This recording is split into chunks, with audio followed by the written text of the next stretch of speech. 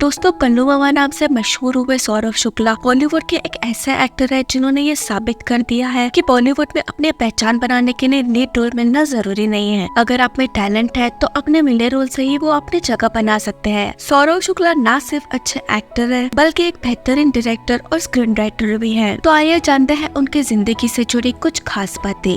सौरव शुक्ला का जन्म 5 मार्च 1963 को गोरखपुर में हुआ था। उनके पिता का नाम है शत्रुघ्न शुक्ला जो कि आगरा घराने के गायक थे और उनकी मां का नाम है जोगमाया शुक्ला जो कि इंडिया की पहली महिला तबला वादक थी। सौरव जी की उम्र जब 2 साल की थी तभी उनके माता पिता गोरखपुर से दिल्ली आ गए थे। दरअसल उनके पिता दिल्ली यूनिवर्सिटी में म्यूजिक के प्रोफेसर के तौर पर नियुक्त हुए थे और दिल्ली में रहकर सौरव शुक्ला ने अपनी पढ़ाई पूरी की। क्योंकि बचपन से ही उनके घर में आर्ट का माहौल रहा था तो उनकी आर्ट और क्रिएटिविटी की तरफ दिलचस्पी बढ़ गई थी। उन्हें फिल्में देखने का भी काफी शौक था। वो जैसे जैसे बड़े हुए वो अपनी खुद की फिल्म बनाना चाहते थे लेकिन उनके पास फिल्म बनाने जितने पैसे नहीं थे। इसके बाद उन्होंने अपने दोस्त के कहने पर थिएटर ज्वाइन किया। सौरव शुक्ला ने दिल्ली के खालसा कॉलेज से अपना ग्रेजुएशन कंप्लीट किया और अपने कॉलेज के दिनों से ही उन्होंने नाटक लिखना शुरू कर दिया और वो अपने लिखे नाटकों का डायरेक्शन भी खुद ही किया करते थे। हालांकि उन्होंने उस वक्त तक ये जरा भी नहीं सोचा था कि एक दिन वो एक्टर बनेंगे। दरअसल हुआ कुछ यूँ था कि जब ये कॉलेज में थे तो उन्होंने एक नाटक लिखा था जिसको वो खुद ही डायरेक्ट कर रहे थे।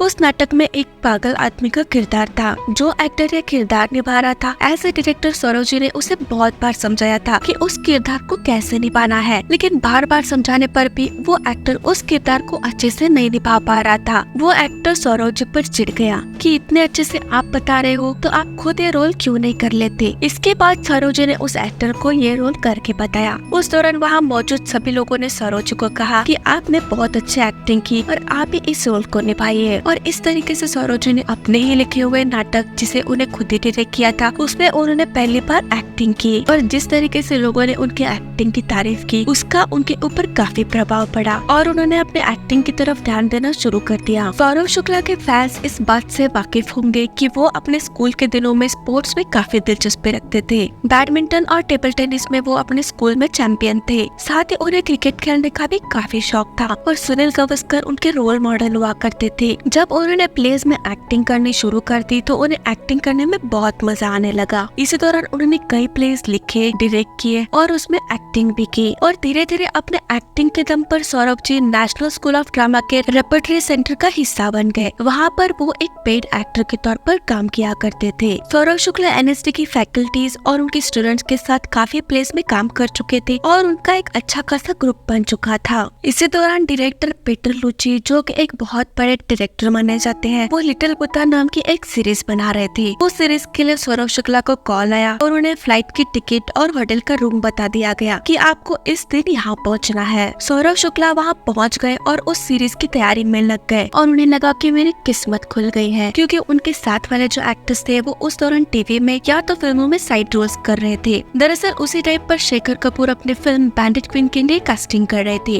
और तिग्मांशु धूलिया इस फिल्म के कास्टिंग डायरेक्टर थे और उन्होंने एनएसडी से ही ज्यादातर स्टूडेंट्स को कास्ट किया था। तब शेखर कपूर सौरव शुक्ला से भी मिले थे और उन्होंने सौरव जी को बताया भी था कि वो बैंडिट क्वीन नाम की फिल्म बना रहे हैं, लेकिन तब सौरव शुक्ला ने उन्हें ज्यादा भाव नहीं दिया क्योंकि वो लिटिल बुद्धा में काम करना चाहते थे और इस सीरीज के लिए उन्हें 1 महीने तक यूके में रहना था। लेकिन कुछ दिनों बाद सौरव शुक्ला को कॉल करके बताया गया कि वो सीरीज कैंसिल हो गई है और इधर शेखर कपूर के बैंडिट क्वीन की कास्टिंग भी हो गई थी। इसी दौरान एनएसडी में एक प्ले चल रहा था। इस प्ले में मेन रोल सीमा विश्वास निभा रही थी। क्योंकि शेखर कपूर ने सीमा विश्वास को बैंडिट क्वीन का रोल दिया था इसीलिए वो भी इस प्ले को देखने के लिए आए थे। इस प्ले में सौरव शुक्ला भी काम कर रहे थे। शेखर कपूर ने उस दिन सौरव शुक्ला को उस प्ले में देखा और उन्हें उनकी एक्टिंग इतनी पसंद आई कि उन्होंने फैसला कर लिया कि वो बैंडिट क्वीन में इस एक्टर को जरूर लेंगे। उन्होंने बैंडिट क्वीन की स्क्रिप्ट चेंज की और सौरव शुक्ला के लिए कैलाश नाम का किरदार लिखा। इस फिल्म की पूरी शूटिंग धौलपुर में हुई थी और इसी तरह बैंडिट क्वीन सौरव शुक्ला की पहली फिल्म बनी। शेखर कपूर सौरव शुक्ला से इम्प्रेस थे क्योंकि वो एक्टिंग के साथ साथ राइटर भी थे और उन्हें डायरेक्शन की भी नॉलेज थी और इसीलिए शेखर कपूर ने सौरव शुक्ला को अपनी टीम का हिस्सा बना लिया। इसी दौरान शेखर कपूर को तहकीकात नाम की टीवी सीरीज मिली। वैसे तो इस सीरीज को डायरेक्ट करण रजदान ने किया था लेकिन पहला एपिसोड शेखर कपूर ने डायरेक्ट किया था। इस सीरीज में देवानंद के भाई विजय आनंद लीड रोल में यानी सैम डिसिल्वा के रोल में थे और उनके असिस्टेंट गोपी चंद के रूप में सौरव शुक्ला को कास्ट किया गया था। इस सीरीज में सौरव शुक्ला ने राइटिंग एक्टिंग में भी मदद की थी और इस सीरियल से वो टीवी का जाना माना चेहरा बन गए और गोपीचंद के नाम से मशहूर हो गए। तहकीकात के अलावा सौरव शुक्ला ने अपने करियर के शुरुआती दौर में ही जी टीवी पर आने वाला शो 9 मलाबार हिल को भी लिखा था और साथ ही इस शो में उन्होंने एक्टिंग भी की थी। सौरव शुक्ला ने दूरदर्शन का बेहद फेमस शो मुल्ला नसीरुद्दीन में भी आमिर जासूस का किरदार निभाया था। सौरव शुक्ला न केवल अपनी एक्टिंग के लिए बल्कि अपनी राइटिंग के लिए भी मुंबई में मशहूर होने लगे थे।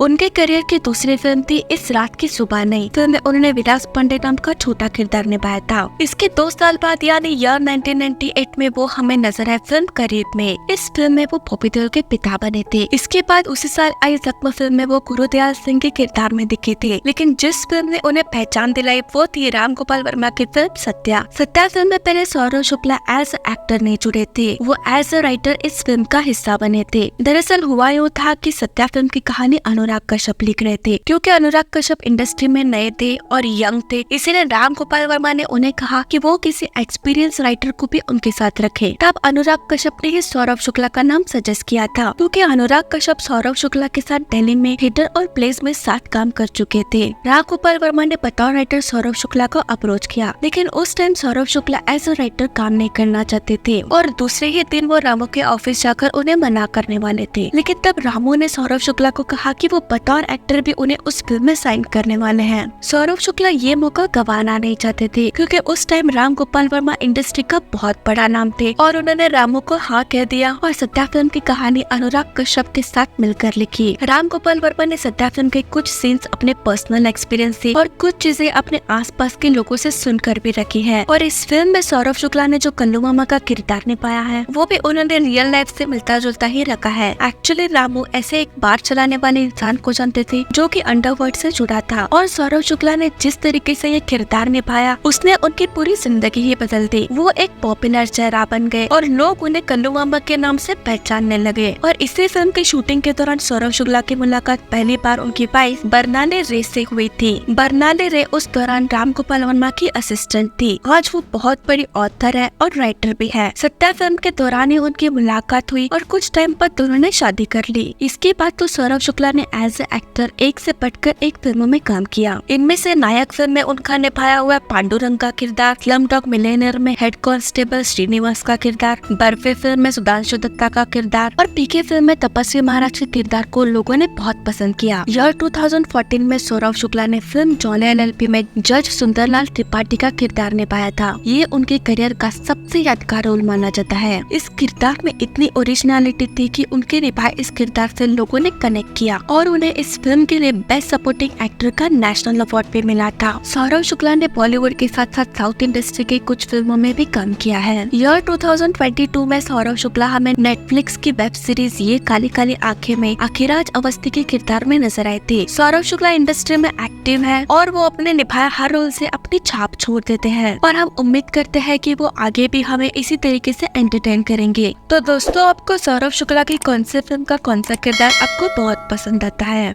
हमें कमेंट सेक्शन में जरूर बताना और वीडियो को लाइक और चैनल को सब्सक्राइब जरूर करना।